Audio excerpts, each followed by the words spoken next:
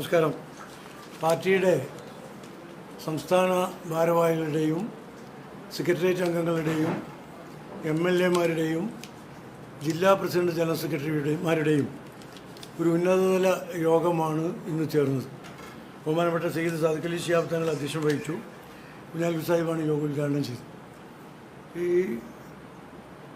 അടുത്ത മാസം ഞങ്ങൾക്ക് നോമ്പ് റംസാൻ ആയതുകൊണ്ട് സുപ്രധാനമായ പല തീരുമാനങ്ങളും നേരത്തെ എടുത്ത് നടപ്പാക്കാനുള്ളത് കൊണ്ടുമാണ് പ്രധാനപ്പെട്ട ഈ അന്നത്തെ യോഗം വിളിച്ചു ചേർത്തത്. സ്വാഭാവികമായും കാലിക രാഷ്ട്രീയ വിഷയങ്ങളും സംഘടനാ പ്രശ്നങ്ങളൊക്കെ ചർച്ചയ്ക്ക് വന്നു. നല്ല ആരോഗ്യപരമായ ചർച്ചകൾ നടന്നു. ചർച്ചകളുടെ അടിസ്ഥാനത്തിൽ 3-4 പ്രമേയങ്ങൾ തീരുമാനങ്ങൾ യോഗം എടുത്തിട്ടുണ്ട്. ഏറ്റവും പ്രധാനമായിട്ടുള്ളത് തീരദേശവാസികൾ അനുഭവിക്കുന്ന പ്രയാസങ്ങളാണ്.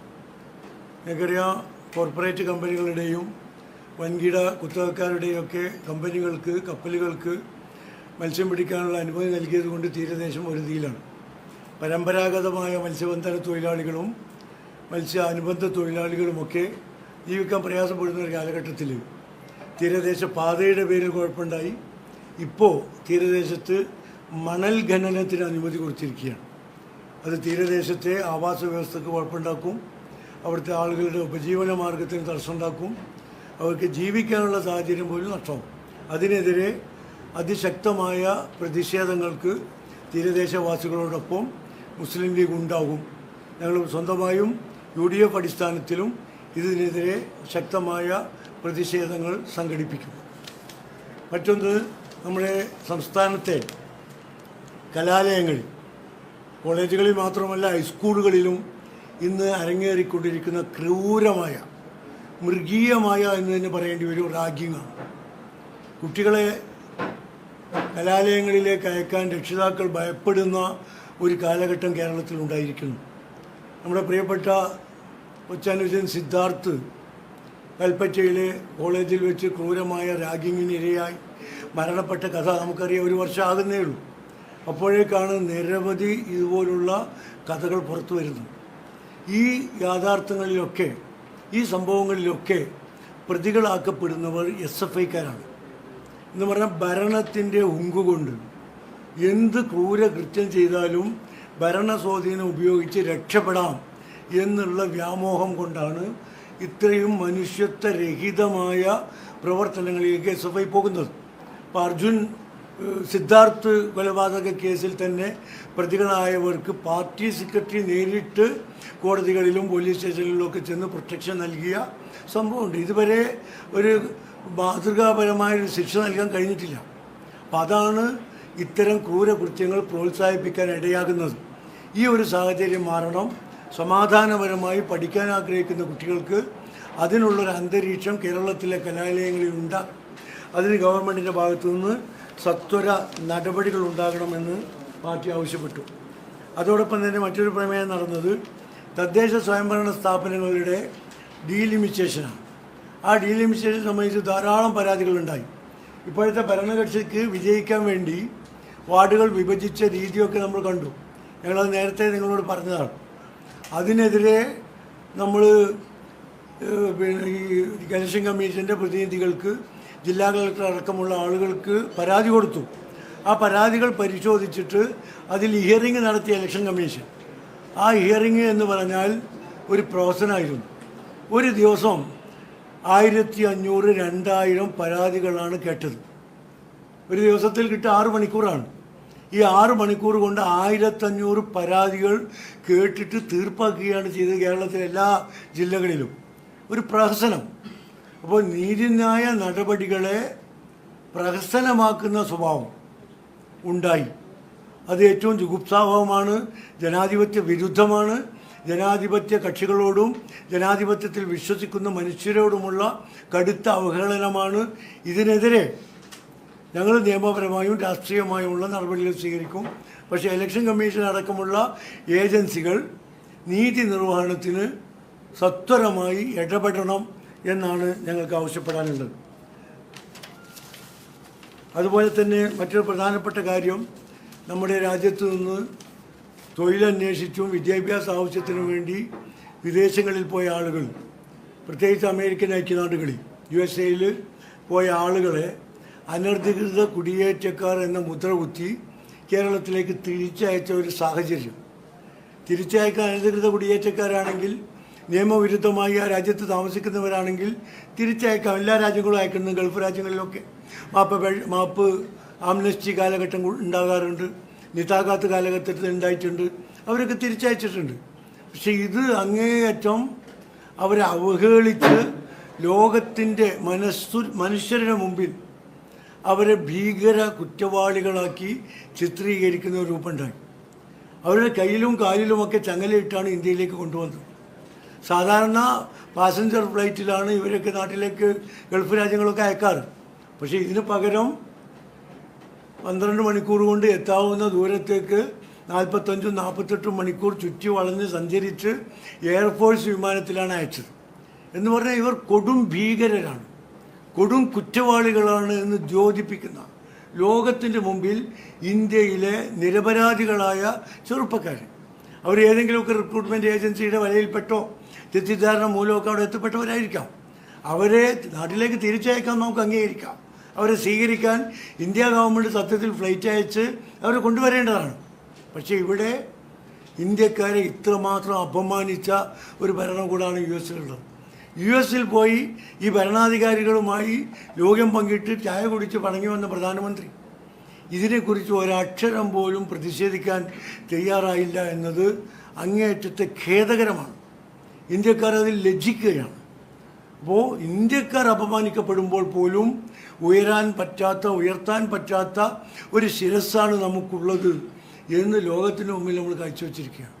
അപ്പോൾ ഇത്തരം കാര്യങ്ങളൊക്കെയാണ് ഇന്നത്തെ ഞങ്ങളുടെ യോഗം ഗൗരവമായി ചിന്തിച്ചതും തീരുമാനമെടുത്തതും അതിനെക്കുറിച്ച് പരിഹാരമുണ്ടാകണം എന്നാവശ്യപ്പെട്ടതൊക്കെ. അതോടൊപ്പം തന്നെ കേരളത്തിൽ ആസന്നമായി വരാൻ പോകുന്ന പഞ്ചായത്ത് മുനിസിപ്പൽ തെരഞ്ഞെടുപ്പും അതിനെ തുടർന്ന് വരാൻ പോകുന്ന നിയമസഭാ തെരഞ്ഞെടുപ്പിലേക്കും പാർട്ടിയെ സജ്ജമാക്കുക എന്ന വലിയ ഉത്തരവാദിത്വം കൂടി പാർട്ടി നിർവഹിക്കുന്നുണ്ട്. അതിനുള്ള പണികൾ ഞങ്ങൾ നേരത്തെ ആരംഭിച്ചിട്ടുണ്ട്. പാർട്ടി സംവിധാനം ശക്തമാക്കുന്നതിനുള്ള പണികൾ നേരത്തെ ഞങ്ങൾ വ്യവസ്ഥാപിതമായി ആലോചിച്ചിട്ടുണ്ട്. ശാഖ തൊട്ട് പഞ്ചായത്ത് മുനിസിപ്പൽ തലം മുതൽ മണ്ഡലം, ജില്ലാ, സംസ്ഥാന തലം വരെ അതിന് സംവിധാനങ്ങൾ ഉണ്ടാക്കിയിട്ടുണ്ട്. ഇനി ഒന്നുകൂടി അത്തരം സംവിധാനങ്ങൾ ഫലപ്രദമായി നടപ്പാകുന്നുണ്ടോ എന്ന് പരിശോധിക്കുകയും കൂടുതൽ ശക്തമായ രീതിയിലേക്ക് കൊണ്ടുപോവുകയും ചെയ്യാനാണ് ഞങ്ങൾ ആഗ്രഹിക്കുന്നത്. ഇപ്പോൾ വരുന്ന ഒരു മാസക്കാലം റംസാനാണ്. ആ റംസാനിൽ സ്ഥിരമായി ഞങ്ങൾ ചെയ്യുന്നത് റിലീഫ് പ്രവർത്തനങ്ങളാണ്. ആ റിലീഫ് പ്രവർത്തനങ്ങൾ ശാഖ മുതൽ സംസ്ഥാന തലം വരെ പാർട്ടിയുടെ എല്ലാ ഘടകങ്ങളും ചാരിറ്റബിൾ പ്രവർത്തനങ്ങൾ, റിലീഫ് ആക്ടിവിറ്റീസിൽ ശ്രദ്ധ കേന്ദ്രീകരിക്കണമെന്നാണ് ബഹുമാനപ്പെട്ട തങ്ങൾ ഞങ്ങൾ ആഹ്വാനം ചെയ്തത്. ആ തീരുമാനം എടുത്തത് രാഷ്ട്രീയമായി മറ്റു കാര്യങ്ങൾ സംഘടനാ സംവിധാനവും മുന്നണി സംവിധാനമൊക്കെ ശക്തിപ്പെടുത്തി ചിട്ടയോടുകൂടി മുന്നോട്ട് പോയി കേരളത്തിൻ്റെ പൊതുസമൂഹം UDF-നോടൊപ്പമാണ്. ആ സമൂഹത്തിൻ്റെ താല്പര്യങ്ങൾക്കനുസൃതമായി ഒറ്റക്കെട്ടായി UDF മുന്നോട്ട് പോയി ഈ തെരഞ്ഞെടുപ്പിനെ നേരിടാനും ജനങ്ങൾ ആഗ്രഹിക്കുന്ന വിധത്തിൽ ഒരു വലിയ വിജയം നേടാനും ഇപ്പോൾ 10 വർഷമായി കേരള ജനം അനുഭവിക്കുന്ന ദുര്യോഗങ്ങളിൽ നിന്ന് ജനങ്ങളെ മോചിപ്പിക്കാനുമുള്ള ശ്രമങ്ങൾ ത്വരിതപ്പെടുത്തി മുന്നോട്ട് കൊണ്ടുപോകാൻ തീരുമാനമെടുത്തിട്ടുണ്ട്. വയനാട് പാക്കേജുമായി ബന്ധപ്പെട്ട് ഞങ്ങൾ തീരുമാനമെടുത്തിട്ടുണ്ട്. അതിൻ്റെ പ്രവർത്തനങ്ങളുമായി ശക്തമായി മുന്നോട്ട് പോവുകയാണ്. അവിടുത്തെ അത് സംബന്ധിച്ചുള്ള സാഹചര്യങ്ങളൊക്കെ പഠിച്ച് മുന്നോട്ട് പോകാൻ ഞങ്ങളെ സബ് കമ്മിറ്റിയെ ചുമതലപ്പെടുത്തിയിട്ടുണ്ട്. മറ്റു കാര്യങ്ങളൊക്കെ രാഷ്ട്രീയമായും സംഘടനാപരമായുമുള്ള എല്ലാ കാര്യങ്ങളെക്കുറിച്ചും തീരുമാനം എടുക്കുകയും അതുമായി ചർച്ച ചെയ്യുകയും ചെയ്തിട്ടുണ്ട്. പറഞ്ഞ പോലെ ഇന്നെടുത്ത തീരുമാനങ്ങളൊക്കെ ജനറൽ സെക്രട്ടറി വിശദീകരിക്കുകയുണ്ടായി. ഇലക്ഷന് ഒരുങ്ങാൻ ഉള്ള ആഹ്വാനവുമായി ചേർന്ന കമ്മിറ്റിയാണ് ഇന്നത്തെ കമ്മിറ്റി. പഞ്ചായത്ത് തിരഞ്ഞെടുപ്പിന്, അതുപോലെ തന്നെ അത് കഴിഞ്ഞ് വരുന്ന നിയമസഭാ തിരഞ്ഞെടുപ്പിനും പാർട്ടിയെ സജ്ജമാക്കാൻ വേറൊരു തീരുമാനം എടുത്ത 7-ാം തീയതി നമ്മൾ കോഴിക്കോട് സാദിഖ് അലി തങ്ങളുടെ അധ്യക്ഷതയിൽ ഈ വഖഫ് കേന്ദ്ര ഗവൺമെൻറ് പാസ്സാക്കിയ വഖഫ് ബില്ല് സംബന്ധിച്ച് ഫർദർ നടപടികൾ എന്തൊക്കെയാണ് എടുക്കേണ്ടത് എന്ന് ആലോചിക്കാൻ വേണ്ടി അടുത്ത 7-ാം തീയതി കോഴിക്കോട് സംഘടനകളുടെയൊക്കെ ഒരു സൗഹൃദ വേദിയുടെ യോഗം ചേരുന്നുണ്ട്. അതുപോലെ തന്നെ അതിൽ മറ്റു മുഖ്യധാരയിലുള്ള സംഘടനകളുടെ പൊളിറ്റിക്കൽ പാർട്ടീസും അല്ലാത്ത സംഘടനകളൊക്കെ ആയി ആലോചിച്ച് കേന്ദ്ര ഗവൺമെൻറ് ഇപ്പോൾ പാസ്സാക്കിയ പാർലമെൻറ്റിൽ വെച്ച ബില്ല് വളരെ ഇന്ത്യൻ ജനാധിപത്യത്തിനും അതുപോലെ തന്നെ ഓരോ വിഭാഗങ്ങൾക്കും അനുവദിച്ച് കൊടുത്തിട്ടുള്ള സ്വാതന്ത്ര്യത്തിനും മതസ്വാതന്ത്ര്യത്തിനും വളരെ എതിരാണ്. ഏകപക്ഷീയമായ രീതിയിലാണ് ഈ ബില്ലിൻ്റെ കാര്യത്തിൽ കേന്ദ്ര ഗവൺമെൻറ് പോയിക്കൊണ്ടിരിക്കുന്നത്. അതിനെതിരായി വളരെ ശക്തമായ പ്രക്ഷോഭം ഉണ്ടാവും. അതുപോലെ തന്നെ നിയമ നടപടികളും ഉണ്ടാവും. പാർലമെൻറ്റിൽ എതിർത്തിട്ടൊക്കെ ഇന്ത്യ മുന്നണിയുടെ എതിർപ്പ് മറികടന്നുകൊണ്ട് അവർ മുന്നോട്ട് പോവുകയാണ്. അപ്പോൾ അത് വളരെ ശക്തമായി ആ കാര്യത്തിൽ നമ്മൾ ആലോചന നടത്തുന്നതിന് വേണ്ടി 7-ാം തീയതി പ്രത്യേക യോഗം ചേരുന്നുണ്ട്.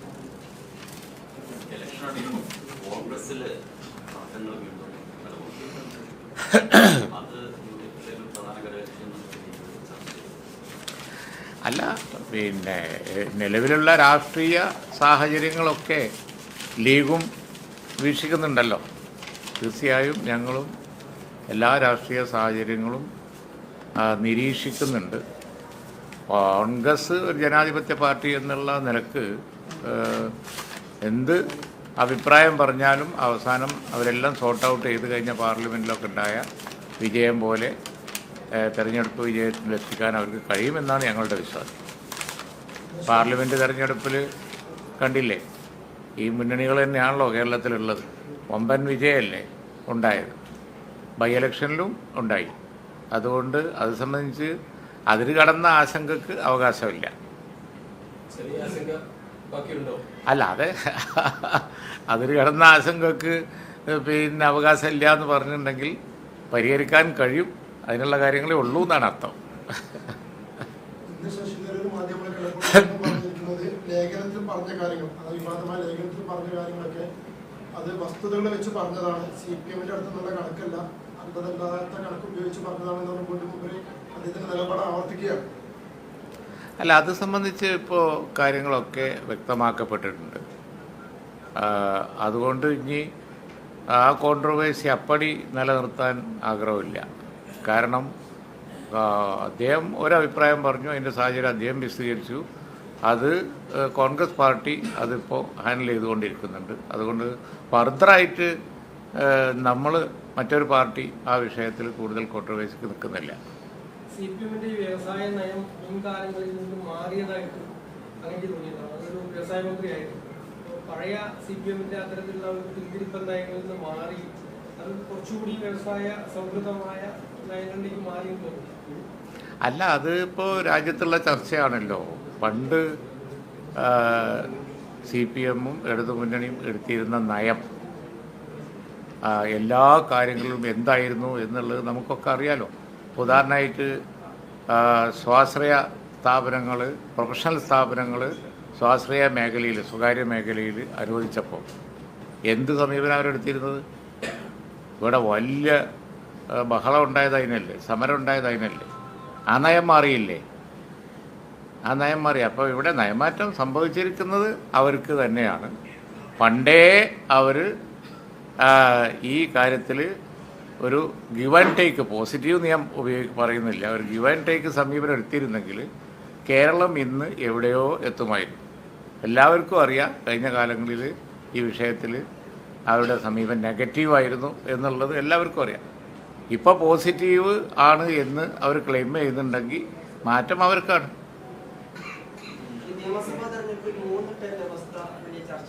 അതൊന്നും ഇന്ന് ചർച്ച ചെയ്തിട്ടില്ല. ഇല്ല, ഇന്ന് ആ വക ചർച്ചകളൊന്നും ഉണ്ടായിട്ടേ ഇല്ല. തദ്ദേശ തെരഞ്ഞെടുപ്പിൽ നിലവിലുള്ളതാണല്ലോ, അതാണ് തങ്ങൾ ആവർത്തിച്ച് പറഞ്ഞത്. മറ്റു ആലോചനകളൊന്നും ഇപ്പം ഉണ്ടായിട്ടില്ല.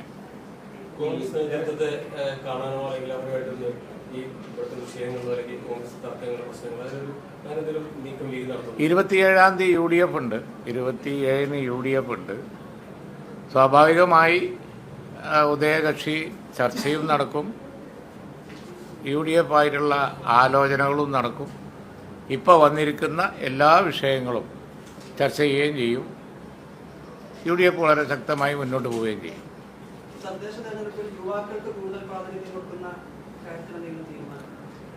സ്ഥാനാർത്ഥിത്വ നിർണയത്തിൻ്റെ ഘട്ടത്തിൽ എത്തിയിട്ടില്ല. ഇപ്പം അത് ചർച്ച ചെയ്തിട്ടില്ല. പാർട്ടിയുടെ മീറ്റിംഗിൽ എല്ലാ പാർട്ടിക്കാരും ക്ഷണിക്കും, CPM ഉൾപ്പെടെയുള്ള പാർട്ടികൾ ക്ഷണിക്കും? ഇല്ല, പിന്നെ രാഷ്ട്രീയ പാർട്ടികളുടെ ഒരു യോഗമല്ല അത് മതസംഘടനകളും സാമൂഹ്യ വിദ്യാഭ്യാസ സാംസ്കാരിക മേഖലകളിൽ പ്രവർത്തിക്കുന്ന സംഘടനകളുടെ ഒരു യോഗം തങ്ങൾ സാദിഖ് അലി ശിഹാബ് തങ്ങൾ അദ്ദേഹത്തിൻ്റെ ആ കപ്പാസിറ്റിയിൽ അതിൻ്റെ ചെയർമാൻ എന്നുള്ള ആൾക്ക് വിളിച്ചു കൂട്ടുന്നത്. സാമുദായിക സംഘടനകളുണ്ട്, വിദ്യാഭ്യാസ രംഗത്ത് പ്രവർത്തിക്കുന്ന സംഘടനകളുണ്ട്, നേരത്തെ ഉണ്ടായിരുന്ന സൗഹാർദ്ദ വേദി. ഈ തദ്ദേശ തെരഞ്ഞെടുപ്പിന് ആർക്കെങ്കിലും 3 ടേമിൽ ഇളവ് കൊടുത്തു, കഴിഞ്ഞ ആർക്കും കൊടുത്തില്ലായിരുന്നു, പക്ഷെ നിയമസഭയിൽ പല ആളുകൾക്കും കൊടുത്തു. അല്ല, ഞാൻ പറഞ്ഞല്ലോ, തദ്ദേശ തെരഞ്ഞെടുപ്പിൻ്റെ ഇപ്പം നിലവിലുള്ള സ്ഥിതിഗതികൾ ആണ് കഴിഞ്ഞ ദിവസം തങ്ങൾ എടുത്ത് പറഞ്ഞത്. മറ്റ് നിയമസഭയോ അല്ലെങ്കിൽ മറ്റോ ഒന്നും ഇപ്പോൾ ചർച്ചയ്ക്ക് വന്നിട്ടില്ല, ഇന്ന് വന്നിട്ടില്ല. എന്താ പറഞ്ഞത്? അല്ല, അതെ, അതിപ്പോൾ നമ്മൾ ആലോചിക്കാത്തൊരു വിഷയങ്ങൾ ചോദിച്ചാൽ ഇപ്പോൾ പ്രസക്തിയില്ല. അതിൻ്റെ അത് പിന്നെ ഈ നിലവിൽ അങ്ങനെ ഒരു വിഷയം ചർച്ച ചെയ്തു. ആ വിഷയത്തിലേക്ക് ചർച്ച പോയിട്ടില്ല. കുന്നമംഗലം സീറ്റ് പ്രവാസി അസോസിയേഷന് വിട്ടുകൊടുക്കാൻ ധാരണയായിട്ടുണ്ട്. പ്രാദേശികമായിട്ട് കോൺഗ്രസും ലീഗൊക്കെ ഉന്നയിക്കുന്നുണ്ട് കുന്നമംഗലം. ഞങ്ങൾ അറിഞ്ഞിട്ടില്ല, ഇങ്ങനെയുള്ള കാര്യങ്ങളൊന്നും ഞങ്ങൾ അറിഞ്ഞിട്ടില്ല. കാരണം അസംബ്ലി സീറ്റുകൾ ഏതൊക്കെ പാർട്ടികൾ എന്നുള്ളത് ആലോചനക്ക് വന്നിട്ടില്ല, സീറ്റ് വിഭജനം വന്നിട്ടില്ല. അതിന് കൂടുതൽ മറുപടി പറയേണ്ട ആവശ്യമില്ല, അപ്രസക്തമായ ചോദ്യം. അങ്ങനെ ഒരു വിഷയം തന്നെ ആലോചനക്ക് പോലും വന്നിട്ടില്ല. അതല്ലാതെ സ്വാഭാവികമായി തന്നെ ബുദ്ധിശൂന്യതയാണ്. ഇപ്പം ഉണ്ടോ അങ്ങനെ ഒരു വിഷയം ആലോചിക്കൽ? അന്തരീക്ഷത്തിൽ നിർത്തിട്ട് സീറ്റുകളുടെ കാര്യമൊന്നും ആലോചിക്കുന്ന ഒരു വിഷയവും വന്ന് എല്ലാവർക്കും അറിയാലോ. ഒരു രാഷ്ട്രീയ പാർട്ടി എപ്പോൾ ആലോചിക്കുന്നുണ്ടാവും? ആരും എത്തിയില്ല. കോൺഗ്രസ് ലീഡർഷിപ്പിൽ UDF തൊട്ട് താഴെ ലീഗാണ്. സ്വാഭാവികമായിട്ട് ലീഗ് കോൺഗ്രസ് ബന്ധത്തിലൊക്കെ പഴയതുപോലെയുള്ള ഒരു ഊഷ്മളത ഉണ്ടോ? കോൺഗ്രസ് നേതൃത്വം കുറച്ചുകൂടി ഒരു ലീഗിനെ ഗൗരവമായിട്ട് പരിഗണിക്കേണ്ടതല്ലേ? അങ്ങനെ പരിഗണിക്കുന്നില്ല എന്നൊരു ഫീലിംഗ് ഉണ്ട്. അങ്ങനൊന്നുമില്ല. ഇപ്പോൾ പരസ്പര സഹായം എന്ന് പറഞ്ഞത് പരസ്പരമുള്ള ശാക്തിക ബന്ധങ്ങളുടെ പിന്നെ ഒരു കാര്യത്തിൻ്റെ അടിസ്ഥാനത്തിൽ വരുന്നതല്ലേ. അപ്പോൾ ഇതിലൊരു ഗിവ് ആൻഡ് ടേക്ക് പോളിസി ലീഗും കോൺഗ്രസും തമ്മിൽ എല്ലാ കാലത്തുണ്ട്. അതിൽ പരിഗണനക്കുറവൊക്കെ ഞങ്ങളോട് വരും എന്നൊരു തോന്നലേ ഞങ്ങൾക്കില്ല. അതൊന്നും അങ്ങനത്തെ ആശങ്കകളൊന്നും ലീഗിനില്ല. ഞങ്ങൾ ഈ കാര്യങ്ങൾ ഇപ്പോൾ നിലവിലെ രാഷ്ട്രീയ അവസ്ഥ ഒക്കെ നിരീക്ഷിക്കുന്നുണ്ട്. അതിന് വല്ല അഭിപ്രായവും പറയാനുണ്ടെങ്കിൽ പാർട്ടി ആലോചിച്ച് അതിൻ്റെ വേദിയിലും അല്ലെങ്കിൽ ബൈലാറ്ററൽ ഒക്കെ അത് പറയും. അതിപ്പോൾ പബ്ലിക് സ്റ്റേറ്റ്മെൻറ്റ് നടത്തേണ്ട ഒരു വിഷയം ഇപ്പോൾ വന്നിട്ടില്ലാത്തതുകൊണ്ട് അത് പറയാം. കോൺഗ്രസിലെ പ്രശ്നങ്ങളിലെ ശശി തരൂരിന്റെ പ്രസ്താവനകളൊക്കെ UDFന്റെ പ്രതീക്ഷകളെ തന്നെ സ്വാധീനിക്കുന്നത് തിരിച്ചടിയാവില്ല. ചിലപ്പോൾ ഈ ചർച്ചകളൊക്കെ പിന്നെ അതിൻ്റെ പര്യവസാനം എന്ന് പറയുന്നത് സാധ്യതകൾ വർദ്ധിപ്പിക്കുകയും ചെയ്യും. അങ്ങനെയുണ്ട്. കാരണം ഇപ്പോൾ ഈ ഇൻവെസ്റ്റ്മെൻറ്റ് സംബന്ധിച്ച് വന്ന ഒരു കോൺട്രവേഴ്സി കഴിഞ്ഞപ്പോൾ എല്ലാവർക്കും മനസ്സിലായില്ലേ, ഇത് ശരിക്കും UDFന്റെ കാലത്ത് ഇടതുപക്ഷം ഒന്ന് സഹകരിച്ചിരുന്നു എങ്കിൽ വളരെ വ്യത്യാസം ഉണ്ടാകുമായിരുന്നു എന്നുള്ളത് എല്ലാവർക്കും ബോധ്യമായി. അതാണ്ടായത്. കാരണം മാത്രമല്ല, നിലവിലുള്ള ഒരുപാട് കാര്യങ്ങൾ കേരളത്തിൽ നടന്നത് UDFന്റെ കാലത്താണ്. എമർജിങ് കേരളയും ജിമ്മും ഒക്കെ വന്ന് ഞാൻ പറയട്ടെ, ഈ സ്റ്റാർട്ടപ്പ് തന്നെ കൂടുതൽ പറയാനുണ്ട്. എറണാകുളത്ത് പിന്നെ അവർ വിളിച്ച മീറ്റിൽ ഞങ്ങൾ പങ്കെടുക്കുന്നുണ്ട്. അതിൽ അതിൻ്റെ കംപ്ലീറ്റ് ഫാക്ട്സ് ആൻഡ് ഫിഗേഴ്സ് നമുക്ക് പറയാൻ കഴിയും. അങ്ങനെ ഒരു സാധനം തന്നെ ഇന്ത്യ രാജ്യത്തില്ലാത്ത കാലത്ത് അത് കൊണ്ടുവന്നത് UDF ആണ്. മറ്റു സംസ്ഥാനങ്ങൾ ഇവിടെ വന്ന് കോപ്പി ചെയ്യേ അത് ഈ സ്റ്റാർട്ടപ്പുകൾ. അതിൻ്റെ നിങ്ങളതിൽ മീഡിയ റിപ്പോർട്ട് ഉണ്ടാവുമല്ലോ, 2015 മീഡിയ റിപ്പോർട്ട് ഉണ്ടാവും. ഫയലെടുത്ത് നിങ്ങൾ നോക്കിയാൽ മതി. ഇന്ത്യയിൽ ആദ്യമായി സ്റ്റാർട്ടപ്പ് എന്ന ആശയം കൊണ്ടുവന്നത് UDF ആണ്. അത് സംബന്ധിച്ച അജണ്ട ക്യാബിനറ്റിൽ കൊണ്ടുപോയത് എനിക്ക് ഓർമ്മയുണ്ട്. ഞാൻ നിയമസഭയിൽ പ്രസംഗിച്ചത് എനിക്ക് ഓർമ്മയുണ്ട്. അന്ന് ഇന്ത്യ രാജ്യത്ത് ഈ സാധനം തന്നെ ഉണ്ടായിരുന്നില്ല, സ്റ്റാർട്ടപ്പുകൾ. അന്ന് ഇന്ത്യയിൽ ഉള്ള ഏക സ്റ്റേറ്റ് കേരളമാണ്. മാത്രമല്ല, ഇത് സംബന്ധിച്ച് ഏറ്റവും പെർഫോം ചെയ്ത സ്റ്റേറ്റും കേരളമാണ്. പിന്നെ 10 കൊല്ലം കിട്ടിയപ്പോൾ ഒരിത്തിരി അത് ചെയ്തു എന്നുള്ളത് വെച്ച് അതിൽ സർവീസും ഒക്കെ കൂട്ടി ചേർത്ത് ഇനി അവിടെ പറയാം. ഇപ്പോൾ കൂടുതൽ ഞാൻ പറയുന്നില്ല. ഈ ജിമ്മിലും എമർജിംഗ് കേരളയിലൊക്കെയുള്ള LDFന്റെ പ്രതിപക്ഷത്തിന്റെ ഒരു നിലപാടെന്ത്? പ്രതിപക്ഷം പങ്കെടുത്ത ഘട്ടമുണ്ട്, പങ്കെടുക്കാത്ത ഘട്ടമുണ്ട്. പക്ഷേ ഞാൻ പറഞ്ഞല്ലോ, വളരെ റവല്യൂഷണറി ആയിട്ടുള്ള തീരുമാനങ്ങൾ പലതും ഞങ്ങൾ എടുക്കാൻ പോയപ്പോൾ അതിനൊന്നും സപ്പോർട്ട് തന്നിട്ടില്ല. ഇപ്പോൾ റോഡിൻ്റെ കാര്യമാണല്ലോ അവരേറ്റവും കൂടുതൽ ക്ലെയിം ചെയ്യുന്നത്. അതേ റോഡ് എക്സ്പ്രസ് ഹൈവേ എന്ന് പറഞ്ഞിട്ട് പുതിയ ആശയം എന്നുള്ളവർക്ക് എമർജിംഗ് കേരളയിൽ വന്നു. ഞങ്ങൾ അവതരിപ്പിച്ചാണ് കേരളത്തിൻ്റെ മുമ്പിൽ. ഞങ്ങൾ അവതരിപ്പിച്ചു, അത് പ്രസൻറ്റേഷൻ നടത്തി, പ്രൊഫഷണലായ പ്രസൻറ്റേഷൻ നടത്തി, അത് ഉണ്ടാക്കാൻ പോകുന്ന സാധ്യതകൾ പറഞ്ഞു. ഒരു തരി സഹകരണം തന്നിട്ടില്ല. അല്ല, കേരളയിൽ എന്നുള്ളത് എക്സ്പ്രസ് പിന്നെ വേറൊരു പേരിൽ UDFൻ്റെ കാലത്ത് പണ്ടേ ഉള്ള ഒരു സാധനം തന്നെ. അതെടുത്ത് കേരളയിലാക്കി പുതിയ ഇതിൽ വളരെയധികം ബുദ്ധിമുട്ട് തരുന്ന രീതിയിൽ അവർ അവതരിപ്പിച്ചു. അതിന് സ്വാഭാവികമായ എതിർപ്പുണ്ടായി. പക്ഷേ എക്സ്പ്രസ് ഹൈവേക്ക് ഇപ്പോൾ ഉള്ള ബുദ്ധിമുട്ട് കൂടി ഉണ്ടായിരുന്നില്ല.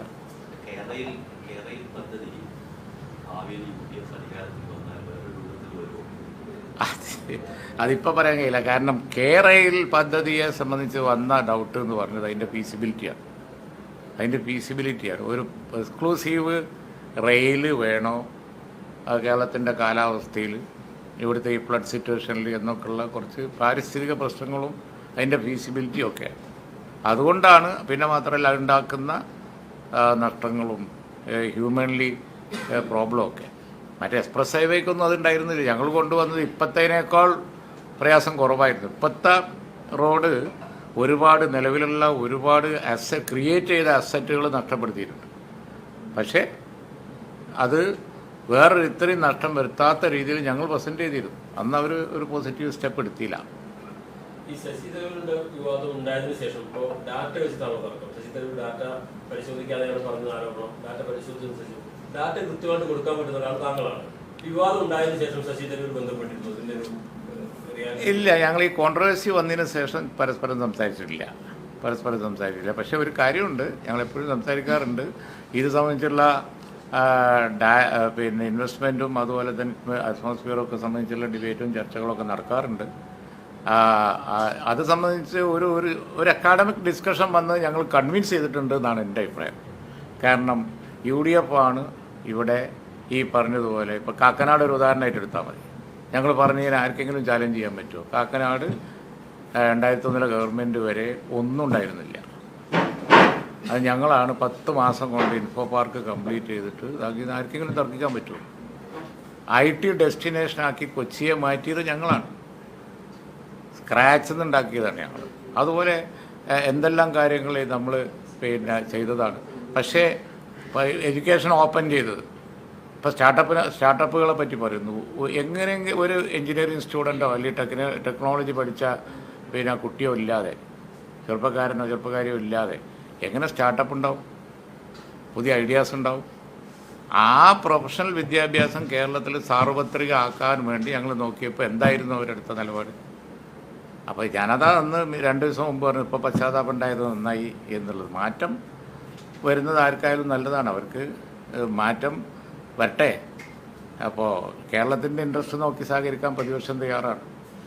ഈ കണ്ണൂർ CPMന്റെ നേതൃത്വത്തിലുള്ള AKG പഠനകേന്ദ്രം, അതുപോലെ ഫാട്ടിംഗോപ്പന്റെ പഠനകേന്ദ്രത്തില് സെമിനാറിന് തനത് ഫണ്ട്, അവിടുത്തെ തദ്ദേശ സംഭരണങ്ങളുടെ ഫണ്ട് നൽകാൻ വേണ്ടി സർക്കാർ പ്രത്യേക ഉത്തരവിറക്കിയിരിക്കുകയാണ്.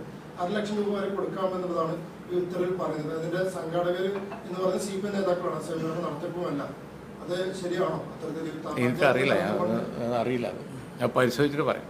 ശരി. ശശി തരൂരും കോൺഗ്രസ് തമ്മിലൊരു തർക്കം ഇല്ല, അത് അതിൻ്റെ ആവശ്യമില്ല. ഹൈക്കമാൻഡ് തന്നെ പിന്നെ അവരുടെ പാർട്ടിക്കാർ അവർ സോർട്ട് ഔട്ട് ചെയ്തോളും. അതാണ്. അല്ല, ഞങ്ങൾ ഈ കാര്യങ്ങളിലൊക്കെ പിന്നെ അഭിപ്രായം പറയുന്നത് ഇത് UDFനെ ബാധിക്കുന്ന ഒരു സ്ഥിതി ഉണ്ടെന്ന് വരുമ്പോൾ സ്വാഭാവികമായിട്ട് ഞങ്ങൾ പറയും. ഇപ്പം അങ്ങനത്തെ ഒരു സ്ഥിതി ഇല്ല. അപ്പോൾ കോൺഗ്രസിൻ്റെ കാര്യങ്ങൾ കോൺഗ്രസിന് സോർട്ട് ഔട്ട് ചെയ്യാൻ ഉള്ള സംവിധാനം അവർക്ക് തന്നെ ഉണ്ട്. അവർ ചെയ്തോളും.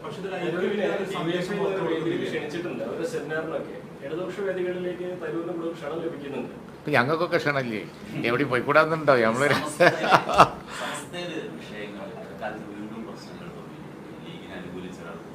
ഇല്ല, അതൊന്നുമില്ല. അതൊക്കെ വാർത്തകളിൽ ഓവറായിട്ട് പിന്നെ ഇല്ല അങ്ങനെയുള്ള ഇതൊന്നുമില്ല. ഈ വാർത്തയിലൊക്കെ നിറം പിടിപ്പിച്ച വാർത്തകൾ വരുന്ന അങ്ങനെയൊന്നുമില്ല. അതൊക്കെ സോർട്ട് ഔട്ടായി പോകും, നോക്കിക്കോളും. തദ്ദേശ തെരഞ്ഞെടുപ്പിൽ ലീഗ് കൃത്യമായി മുന്നോട്ട് പോകുന്ന പദ്ധതി തയ്യാറാക്കി, അതേസമയം തന്നെ കോൺഗ്രസ് താഴെത്തട്ടിൽ നിർജ്ജീവമാണ് എന്ന ആക്ഷേപം ലീഗ് അണികൾക്കിടയിൽ തന്നെയുണ്ട്. അങ്ങനെ ഇല്ല, ഞങ്ങൾ ഒരുമിച്ച് പറയേണ്ട ചോദ്യവും അതിനുള്ള മറുപടി അത് 27-ാം തീയതി UDF ഉണ്ട്, അത് കഴിഞ്ഞിട്ട് ഞങ്ങൾ പറയാം.